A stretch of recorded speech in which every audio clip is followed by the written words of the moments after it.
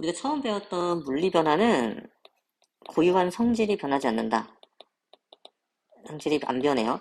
네, 성질이 변하지 않는데 얘네들이 뭐가 변하는 모양하고 상태가 변한다라고 하는데 이제 모양이 변하는 거는 뭐 예를 들면 유리가 깨진다. 유리 깨지는 거. 그리고 상태 변하는 거는 뭐 고체가 액체되는 거 이런 것들. 액체가 기체되는 거, 액체가 고체되는 거 이런 것들이 이제 상태 변화라고 하는 것. 네, 그리고 또 언급을 해야 될 게 뭐냐면은 결국은 그 고유한 성질이 변하지 않는다라는 말을 가지고 우리가 분자가 변하지 않는다라고 봐야 돼요. 분자 자체가 변하지 않는다라고 하는 특징을 가지고 있습니다.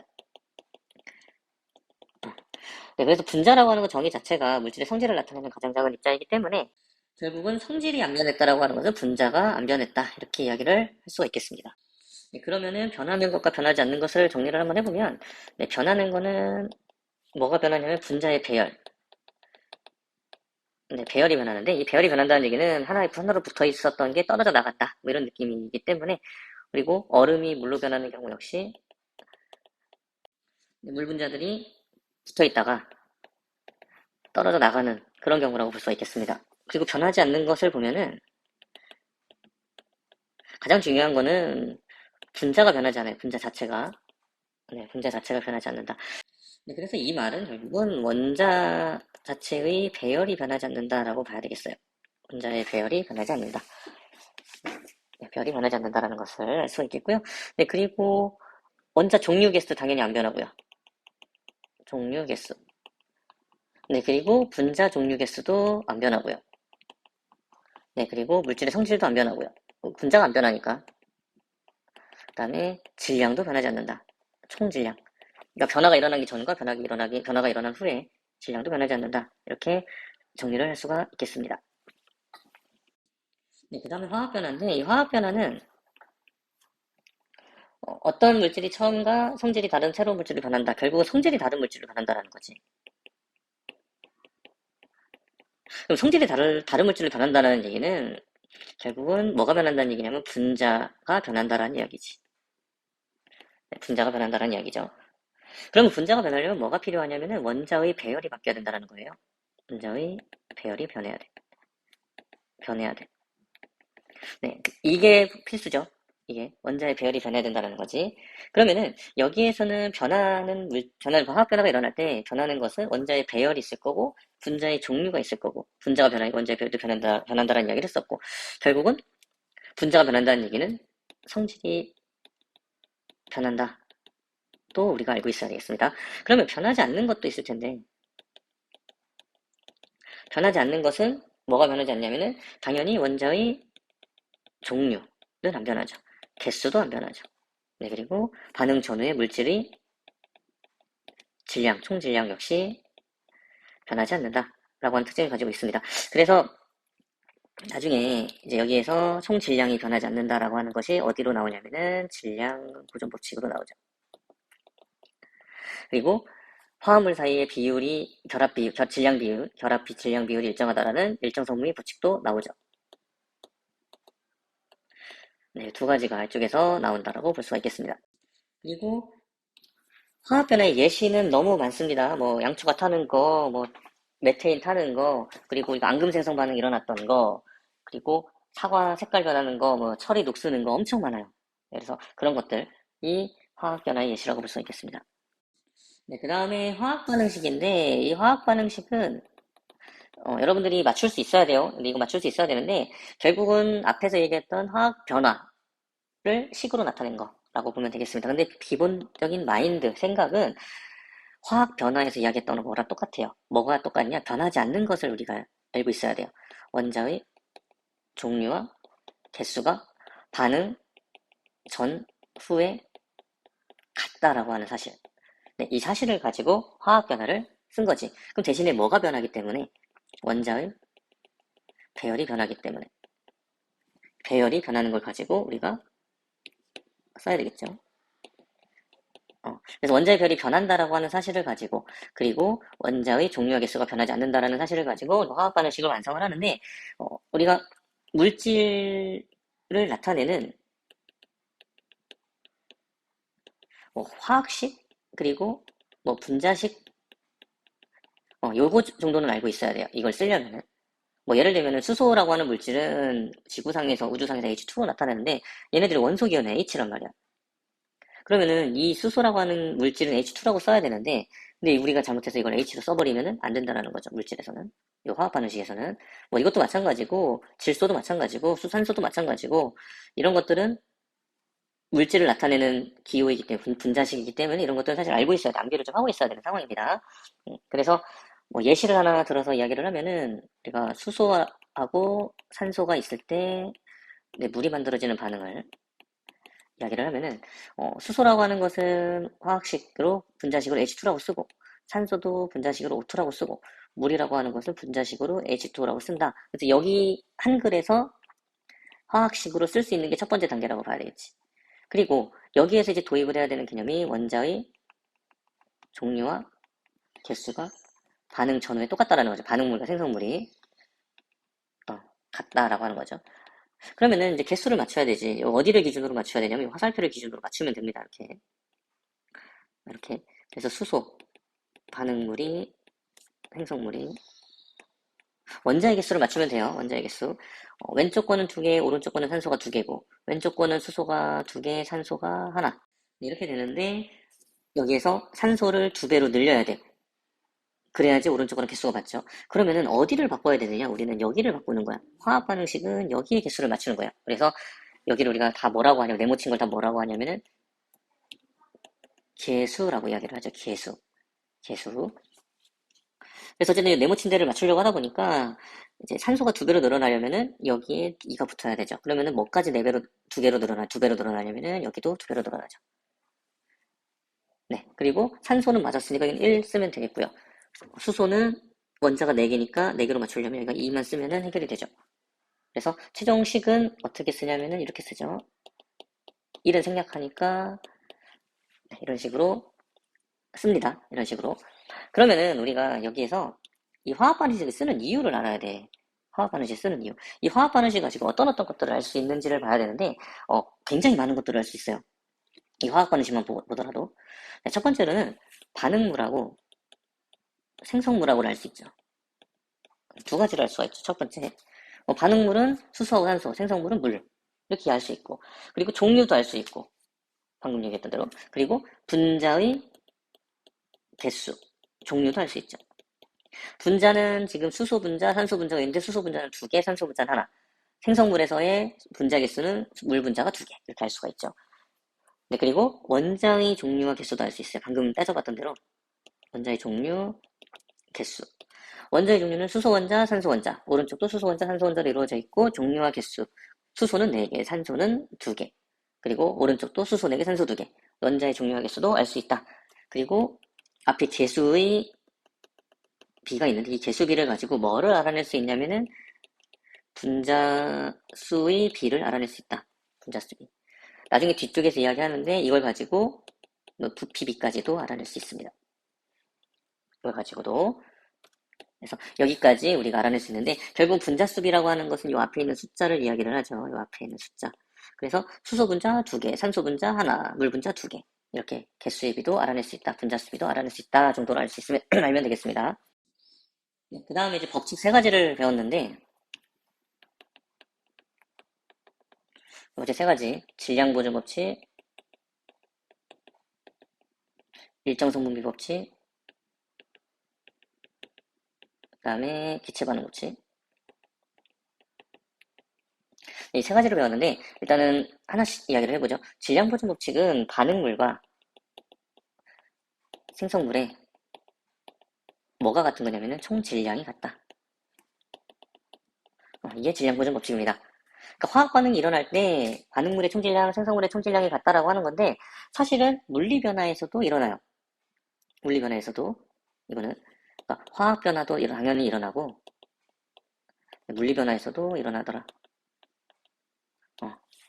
그런데 이 반응물의 질량과 생성물의 질량을 이제 파악을 해야 되는데 경우가 여러 가지가 있을 거예요. 반응물의 질량이 생성물의 질량보다 큰 경우, 반응물의 질량이 생성물의 질량과 같은 경우, 반응물보다 생성물의 질량이 큰 경우 이 3가지가 있는데 결론은 그렇습니다. 어찌됐든지 간에 기체로 날아가는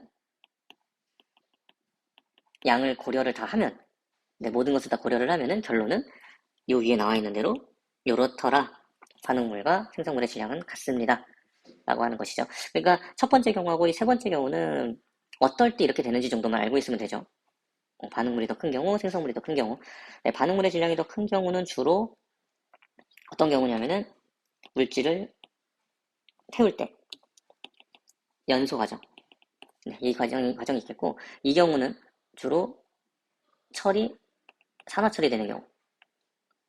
다 뭐를 고려를 안 한 거냐면은 요 뒤쪽에 산소를 고려를 안 한 거고, 여기 연소되고서도 나중에 날아가는 생성물에서 날아가는 기체들을 고려를 안 해서 그런 거예요.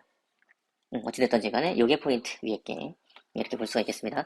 일정 성분비 법칙 같은 경우는 어디에서 일어나는 거냐면은 화합물에서 일어나요. 화합물. 그러니까 화합물의 정의를 우리가 알아야 되는데 두 가지 이상의 원소가 결합한 물질을 화합물이라고 이야기를 해요. 2학년 때 언급을 했었는데 예를 들면 화합물 중에 이런 것들 CO2, H2O, NH3, 뭐 NO2 뭐 이런 물질들 이런 것들을 다 화합물이라고 이야기를 하죠. 화합물. 그러면 이 화합물들은 뭐를 봐야 되냐면은 일단은 원자들의 개수비를 봐야 돼요. 개수비를 가지고 결국 뭐를 이끌어내냐면 질량비를 이끌어내는데 개수비를 봅시다. 우리가 H2O를 보죠. H2O 같은 경우는 수소 원자 2개, 산소 원자 1개. 그래서 수소 대 산소의 입자수비는 2대 1이 된다는 거지. 얘가 입자수비. 그런데 우리가 여기에서 어떤 개념을 들어가냐면 어떤 개념이 나오냐면은 상대적 질량이라는 말이 나와요. 상대적 질량. 생이라고 쓰면 잠깐만. 네, 상대적 질량. 이 상대적 질량은 값이 정해져 있어요. 값이 정해져 있는데 수소 원자 같은 경우는 1, 산소 원자 같은 경우는 16으로 정해져 있습니다. 그러면은 입자수의 B는 H2O는 항상 2대1로 결합을 하는데 그러면 이 입자수 비를 가지고 뭐를 나타낼 거냐면 질량비를 나타낼 건데요. 네, 질량비를 나타낼 건데 그러면 수소 원자는 2개인데 질량이 1이니까 이렇게 표시할 수 있고 산소는 1개인데 16이니까 이렇게 표시할 수 있죠. 그럼 질량비는 2대 16이 돼서 1대 8의 비율로 나오더라. 이게 일정성분비 법칙이죠.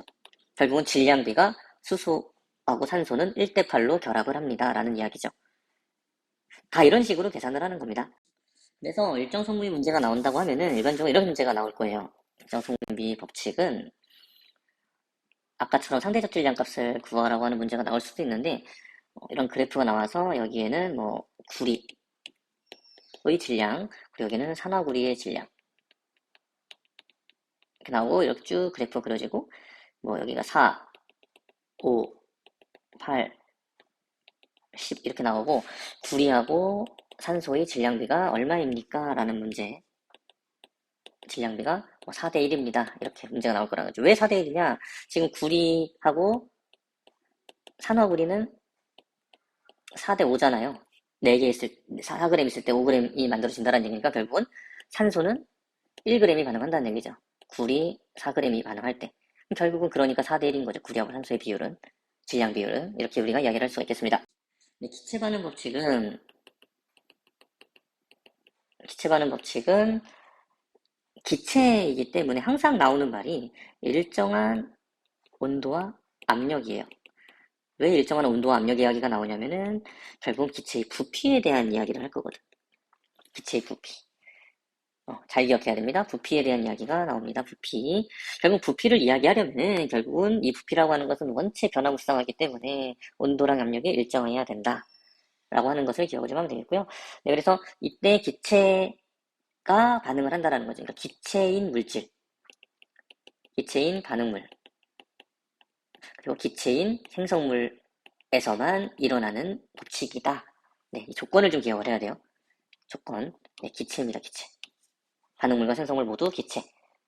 그래서 반응물이 반응을 해서 기체인 반응물이 반응을 해서 기체인 생성물을 만들어낼 때 각 기체 사이의 부피, 기체의 부피 사이에는 간단한 정수비가 성립한다. 이게 기체 반응 법칙이에요. 그래서 기체의 각 부피 사이에 일정한 정수비가 성립한다는 얘기인데 이 정수비가 성립한다라는 거는 뭐를 이제 봐야 되냐면은 이런 거지. 음, 이 반응식은 질소가 수소랑 반응을 해서 암모니아를 만들어내는 반응입니다. 암모니아. 이 암모니아를 만들어내는 반응이고 이거를 화학 반응식으로 나타냈는데 어디를 봐야 되냐면 이 부분을 봐야 되지. 이 부분. 이 부분. 이 부분. 그럼 개수의 비가 얼마입니까? 1대 3대 2가 나오죠. 분자수 비가 얼마입니까? 앞에서 했었는데 1대 3대 2가 나옵니다. 질소와 수소와 암모니아. 여기 하나가 더 들어가서 부피비는 얼마냐? 1대 3대 2가 나옵니다. 이렇게 말할 수 있는 근거는 얘의 질소의 화학식을 한번, 화학식이 된다. 분자 모형을 한번 그려보도록 하겠습니다. 이렇게 되고, 이렇게. 네, 이런 식으로. 그래서 질소 분자 하나, 수소 분자 3개, 그리고 암모니아 분자 2개가 이렇게 만들어지는데요.